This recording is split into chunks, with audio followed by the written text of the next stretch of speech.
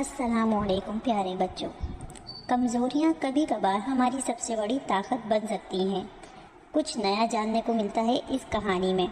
अंधे जानवर किस तरह अपनी बाकी हिस्सात से दुनिया को महसूस करते हैं, चलिए इस कहानी में जानते हैं। एक जंगल में एक ख़ास बिल्ली रहती थी। उसकी आंखें नहीं खुलती थी। सब उसे अंधी बिल्ली कहकर छेड़ते थे, लेकिन वो बिल्ली आम नहीं थी। उस बिल्ली का नाम नूर था। नूर एक छोटी सी अंधी बिल्ली थी जो जंगल के किनारे अपनी माँ के साथ रहती थी। वो देख नहीं सकती थी, मगर उसके कान और नाक बहुत तेज थे। जानवर उसे छेड़ते, ये तो अंधी बिल्ली है, ये क्या कर सकती है। लेकिन नूर हार मानने वालों में से नहीं थी। वो हर आवाज़ को गौर से सुनती और हर खुशबू को पहचानती। आहिस्ता आहिस्ता वो ऐसी मालूमात जानने लगी जो दूसरों को पता भी नहीं होती थी। एक दिन जंगल में आग लग गई।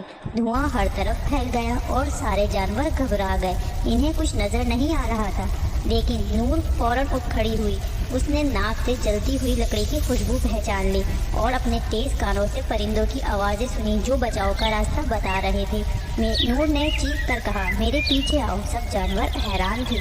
ये अंधी बिल्ली कैसे हमारे रास्ता दिखा सकती है। लेकिन इन्हें और कोई रास्ता नहीं मिला था, तो नूर की क़यादत में सारे जानवर इकट्ठा हो गए और नूर उन सबको एक महफूज जगह तक ले आए।